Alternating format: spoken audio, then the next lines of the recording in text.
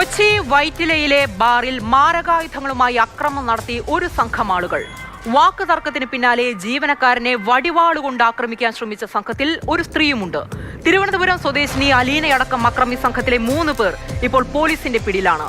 ബാറിലേക്ക് വടിവാളുമായി ഇവരെത്തുന്ന ദൃശ്യങ്ങളും പുറത്തുവന്നു.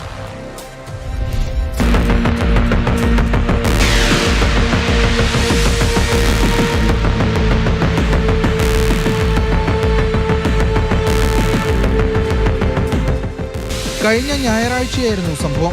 സ്ത്രീയടക്കം 5 അംഗ സംഘമാണ് വൈറ്റ്ലയിലെ ബാറിൽ മദ്യപിക്കാനെത്തിയത്. ഇതിനിടെ ഒരു മധ്യവയസ്കനുമായി തർക്കമുണ്ടായി. ഇതിൽ നിന്ന് പിന്തിരിപ്പിക്കാൻ ബാർ ജീവനക്കാരൻ ശ്രമിച്ചതോടെ സംഘം അക്രമാസക്തമായി. ബാർ ജീവനക്കാരനെ മർദ്ദിച്ചതിനൊപ്പം വടിവാളുമായി എത്തിയ സംഘം അക്രമം നടത്തി. ജീവനക്കാരന്റെ പരാതിയിൽ മരട് പോലീസ് കേസെടുത്തു. തുടർന്ന് നടത്തിയ അന്വേഷണത്തിൽ 3 പേർ അറസ്റ്റിലായി. തിരുവനന്തപുരം സ്വദേശി അലീന, കൊല്ലം സ്വദേശികളായ ഷഹിൻ ഷാ, അല്ലമീൻ എന്നിവരാണ് മരട് പോലീസിന്റെ പിടിയിലായത്. മോഡലിംഗുമായി ബന്ധപ്പെട്ട് പ്രവർത്തിക്കുന്നവരാണ് ഇവരെന്ന് പോലീസ് വ്യക്തമാക്കി. കേസിൽ 2 പേർ കൂടി ഇനിയും പിടിയിലാകാനുണ്ട്. BNS പ്രകാരമുള്ള വിവിധ വകുപ്പുകൾക്കൊപ്പം ആയുധം കൈവശം വെച്ചതിനുള്ള വകുപ്പും കേസിൽ ഉൾപ്പെടുത്തിയിട്ടുണ്ട്.